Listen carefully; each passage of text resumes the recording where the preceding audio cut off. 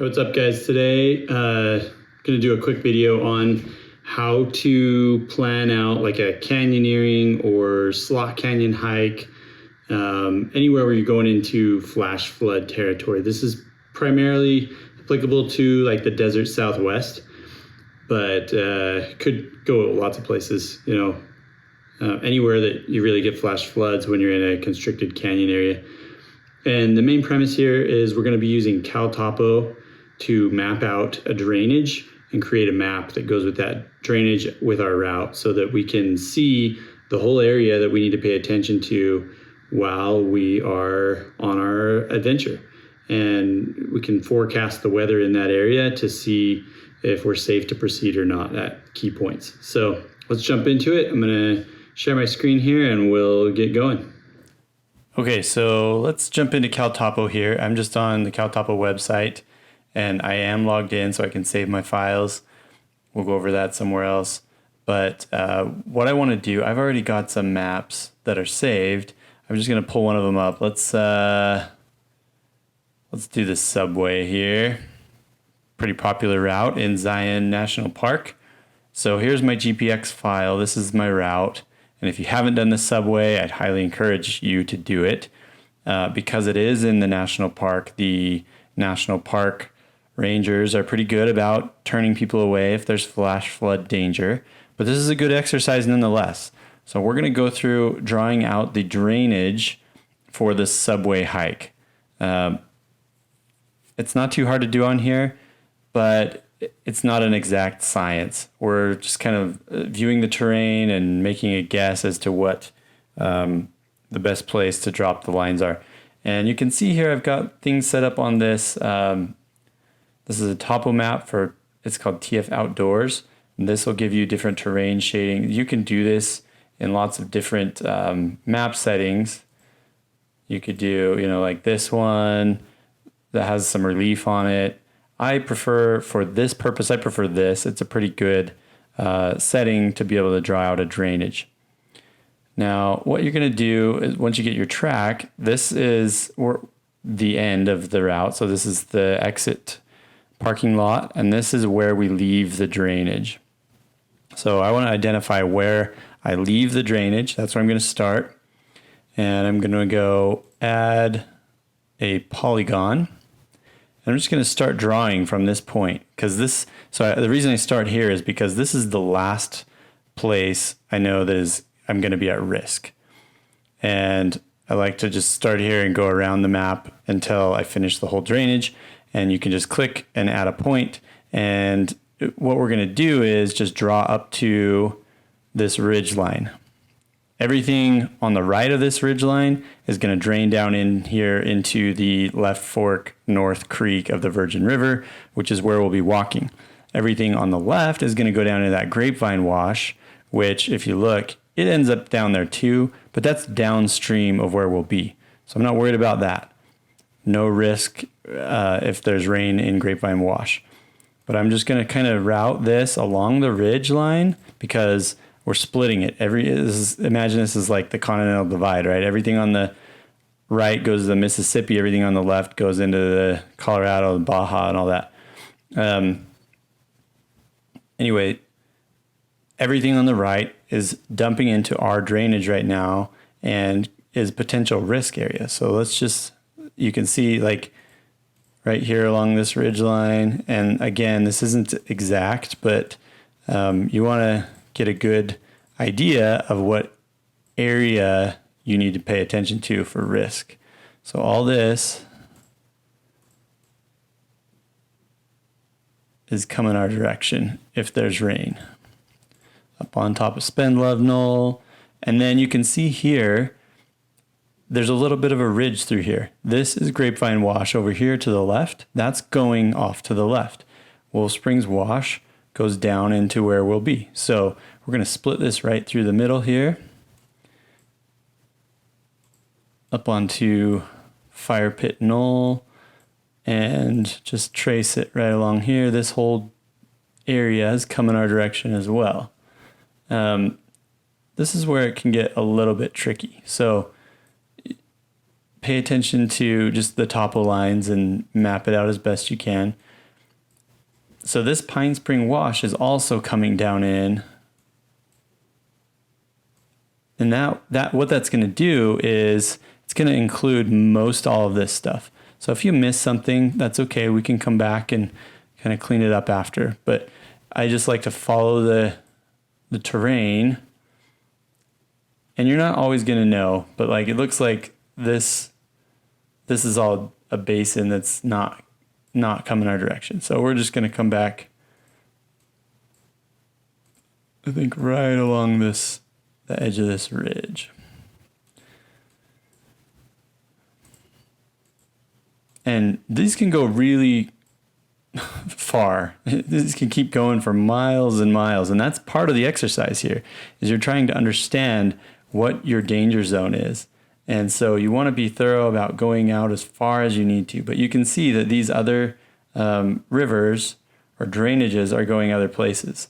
And this area in here is pretty flat. And you can see I like to have this, the vegetation feature on, because you know that if it's pretty flat and relatively well vegetated, it's not as high of a risk as if it's a big steep sandy slope. So I'm going to zoom out here a little bit, just so I can see where things are headed.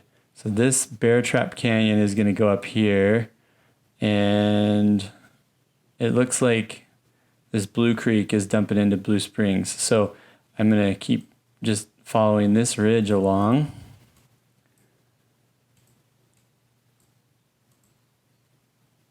Kolob Peak. And okay, so this is interesting. Here we're at a reservoir, Kolob Reservoir. And you know that this stream, Kolob Creek, coming out of here is all regulated by the dam flow. So if it rains beyond Kolob Reservoir, it's going to be regulated by the dam. So we don't need to worry about that. If this were a natural lake, this could still flash all down through here. But because it's not, then we don't have to worry about it. Also, look at this. So we've got Kolob Creek that's coming out of here, and Kolob Creek is not part of our drainage. You can zoom out a little bit and see our route. Our route's over here. So we've got this drainage that comes down into Blue Springs Reservoir. The rest of this looks like it's all going to go into Kolob Creek. So I'm going to back out and come back over here and just capture Blue Springs Reservoir, and because it's a reservoir, this Blue Creek is coming into it, and it's also going to be controlled by the dam. So we can even back it off all the way out to here. So everything that's going down into there is part of the controlled system of the reservoir. Got it? Okay. So we're going to cut it off right here. Anything that does end up in Blue Creek on the downstream side of the reservoir can still flash. So this is risk, but above it is not risk. All right. So we're just going to keep coming along this ridge line here. It looks like this is a little wash. You can see these little knolls coming in and out of here. Some of them are going to split off to the right, which is no longer risk, but on the left it is. So we want to split this ridge, and this is the rim trail that we're following, the West Rim Trail of Zion. Everything else is on the left of that is dumping down in, and everything on the right is going over towards Kolob. So here's our left fork of the North Creek. That's where we're starting the subway. So all this big drainage right here is risk. And then once we get into here, this right fork of North Creek isn't. So that's outside of where where we're worried about. So we can cut it off. And these slot canyons can get really tricky with their terrain. See, all that goes in, but it heads up right up here.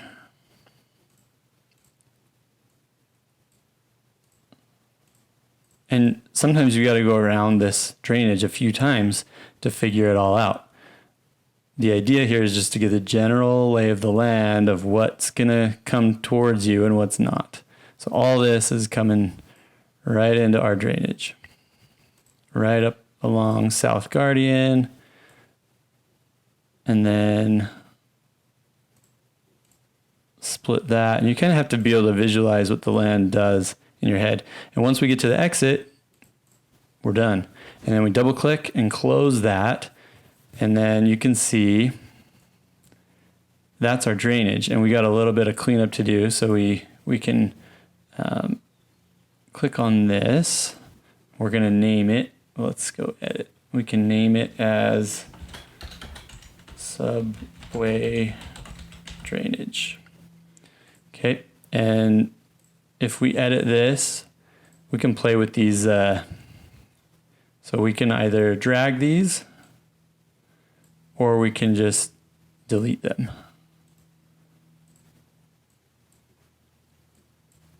So we want to come up and delete like this entire section up here, because once we got here, we identified that this is all reservoir controlled. So let's just get rid of these real fast.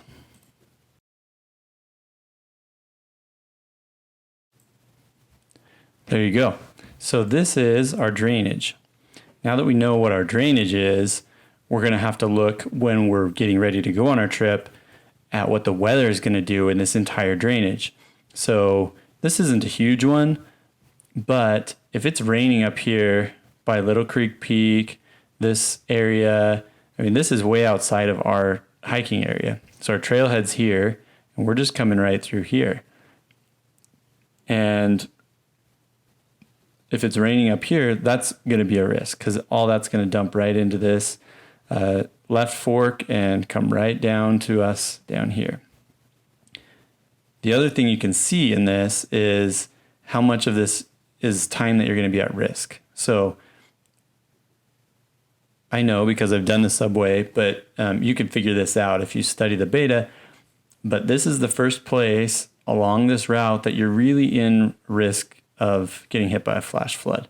This is a little wash right here that sometimes people follow, but it's a small enough drainage that if you're in it, you're going to know that it's going to rain, because it's pretty much just this. So you don't really get into a risky spot till you drop down into the main drainage right here, and you're only in it until there. Now, that's not to say that that's not a significant commitment, but it's good to know how much of this actual route you're going to be at risk. And then, like I said earlier, once you get to the exit, you leave the water course and you're no longer at risk. So pay attention to what parts you're actually at risk for. Sometimes I even like to map them out when there's a high risk and change the color. So this line is red, this one's green, this one's blue, whatever you need to do. But that's how you map out a drainage. And the next one we'll chat about the weather and how we can look at weather forecasts and overlay that to the data that we're looking at with our drainage.